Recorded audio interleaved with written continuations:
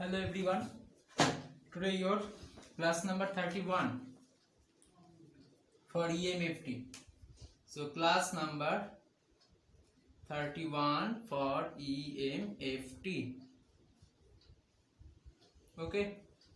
So today I will discuss the application of Ampere circuital law. Okay. So write down application of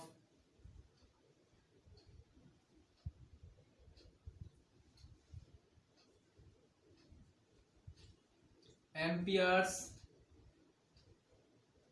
circuital law. Okay, so in this application you have to learn that there are two types of application. First one is your solenoid and second one is your toroid. Okay, so what is solenoid and what is toroid, you have to first understand. Okay, so write, do the heading solenoid. Okay, first. Okay, then write a solenoid is a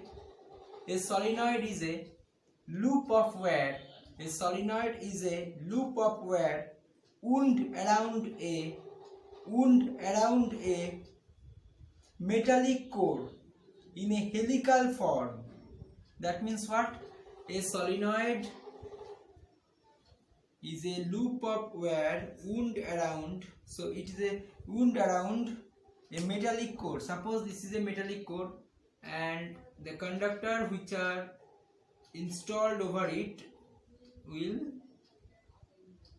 carrying some current, right?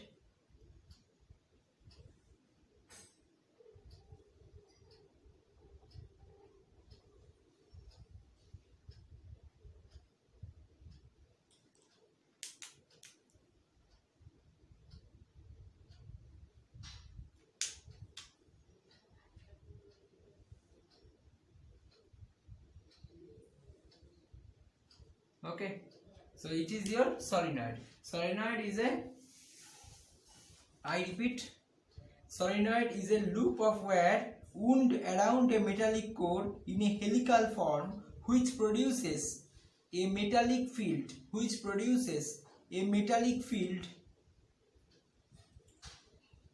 when an electric current passes through it.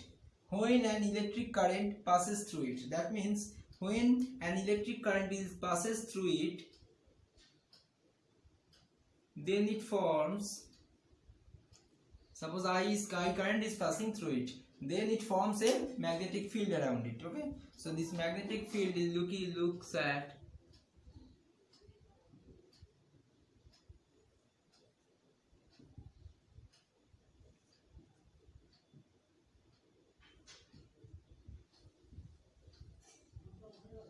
that means here will North Pole and here will be South Pole will be generated. So from North Pole the flux is emitting and from South Pole flux is coming to that point, okay. So when this current is flowing, then the respective fluxes are generated and the respective poles are also formed. Okay, so here write, a solenoid is ideal if it is infinitely long with highly packed turns. So if it is a infinitely long and highly packed, okay, highly packed turns, there are huge number of turns over here, so then you can say it is a ideal solenoid. But no, there is no solenoid which is ideal. Okay, so here you can write that a current is leaving from here and entering to it. Okay, so that means whenever a current is entering, so leaving from that terminal, so you can take it as cross,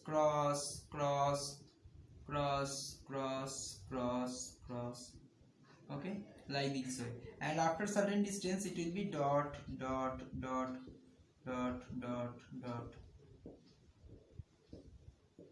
Okay, so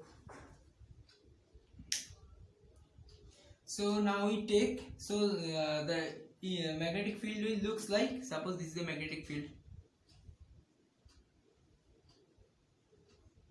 inside the core there will be a magnetic field. So this magnetic field, suppose H vector. Okay, so if we taking a closed contour, if we taking a closed contour over this section, then and taking the length of it will be L and the height of width will be W. Okay, or width will be W.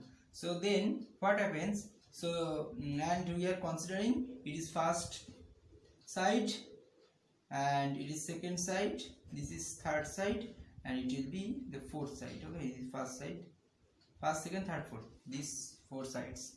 Okay, so here you can write that for an ideal solenoid, which is infinitely long with highly tight packed turns, the magnetic field inside the solenoid is uniform. The magnetic field is inside the solenoid this is the inside the solenoid part is uniform. Okay, and parallel to the axis. So what is the axis? So if we want to draw the axis, then you can see that the midline is the axis. This is your axis. Okay, this is your axis.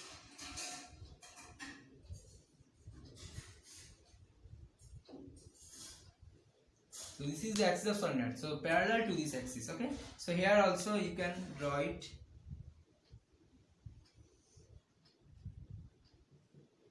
This is your axis.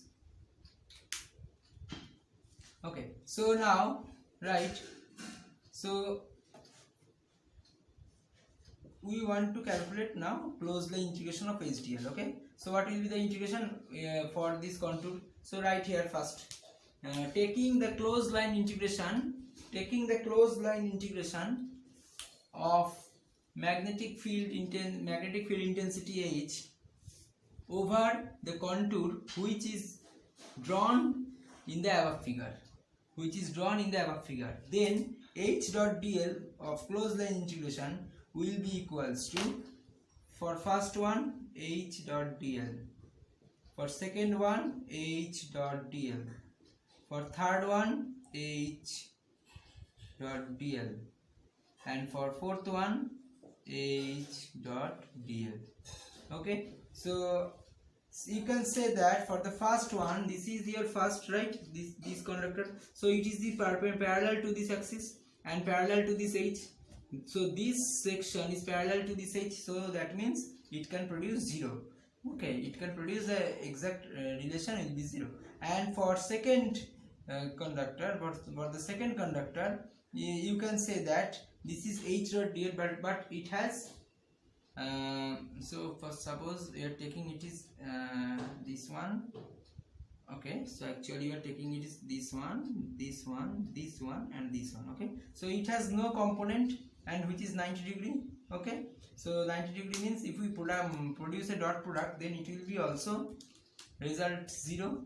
And for third one, this component only effective for here, because this component is lying in the same direction of this H. Okay, same direction, it is in the opposite direction, that's why it is 0, and it has no component, that will be again 0, and it has a particular component, and the result will be integral H over dl, that will be H into L, right, after integration. So it will, we are taking it in capital L. Okay, so H into L, and plus for fourth case again it is in not in same direction, so it will be 0.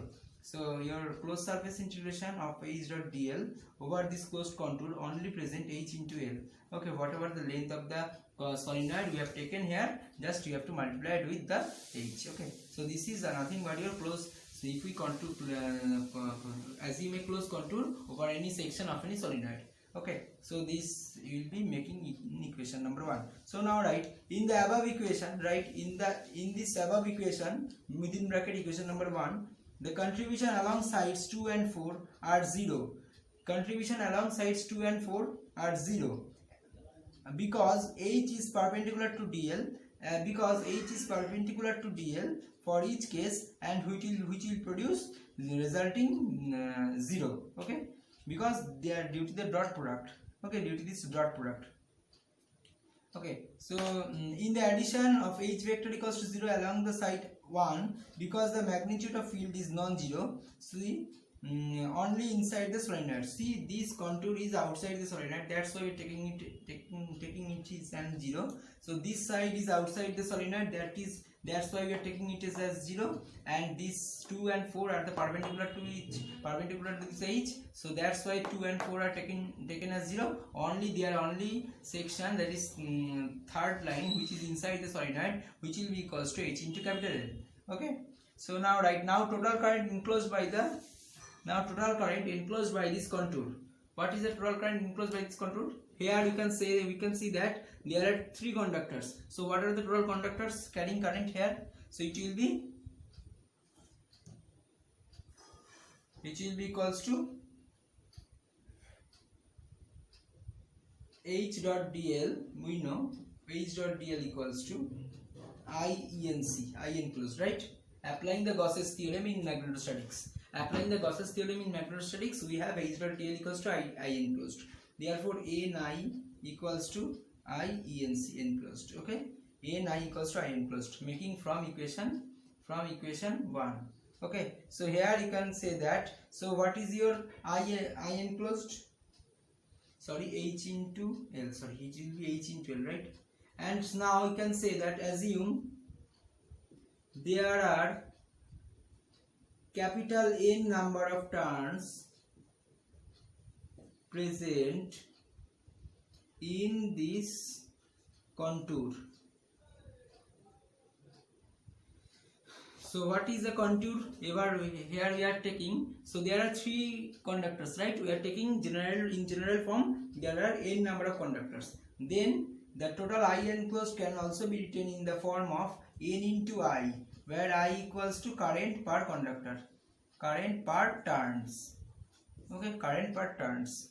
Okay, so making it equation number 2, and this equation is 3. Okay, from 2 and 3, right, from 2 and 3 you can write that H into L equals to N into I. So your H equals to Ni by L. Okay, your H equals to Ni by L, and simultaneously you can find this B also. Simultaneously you can find the B equals to what? Mu naught Ni by L. So okay, so these 2 equations are the basic equations for solenoid. Okay, whenever you have asked this type of question and you have to solve any numerical regarding solenoid, then you have to use these 2 formulae. Okay, so write equation number, suppose make it equation number 4 and equation number 5.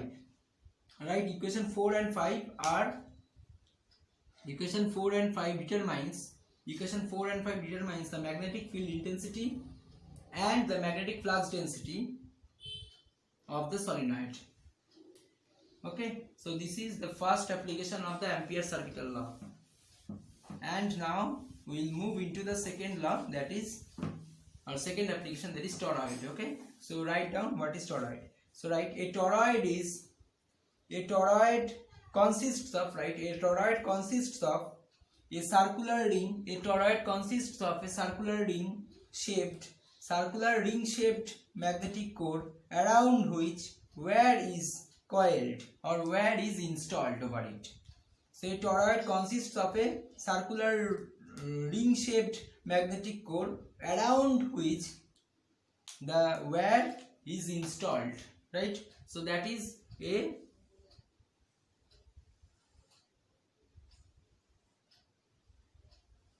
circular shaped, and we have to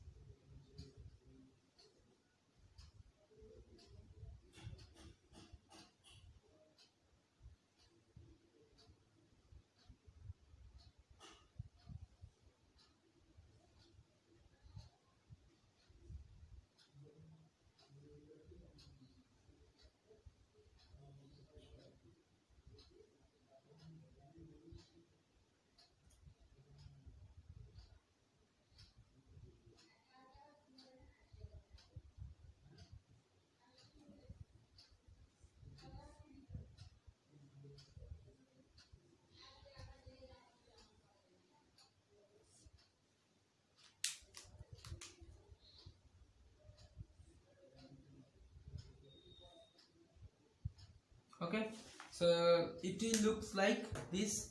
Okay, and this toroid having a radius, taking the radius of it. So always remember, you have to assume the axis first. What is the axis of it?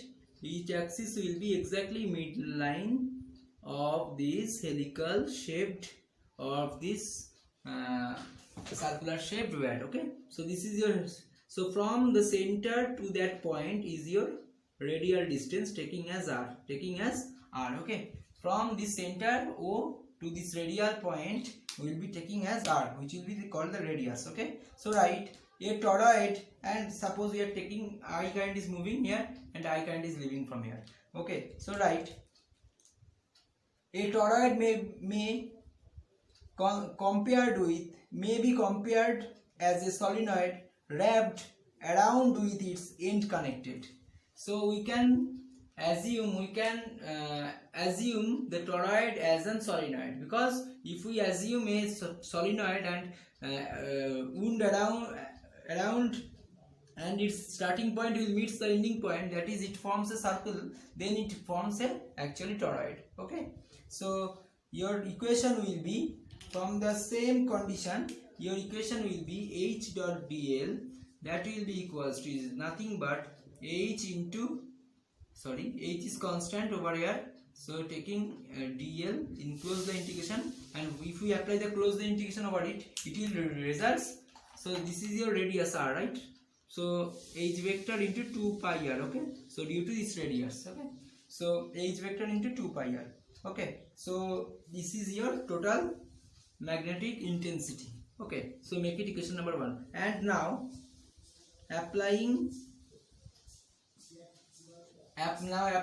the Gauss's divergence theorem in case of magnetic field, then you can say that concentration close the integration h of dl equals to I enclosed, and which will be equals to n into I. What is n? N equals to number of turns present, and I equals to current per turns. So that means if we equate these two equations, so maybe equation 1 and 2, from 1 and 2, equation 1 and 2, we can say write that h into 2 pi r, which will be equals to n into I, right?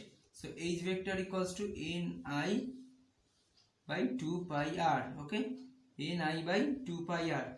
Okay,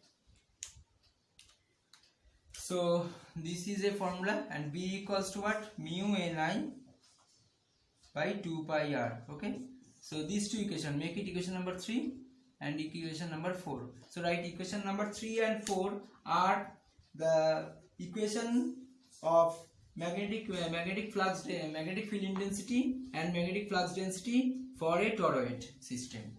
Okay, for a toroid system.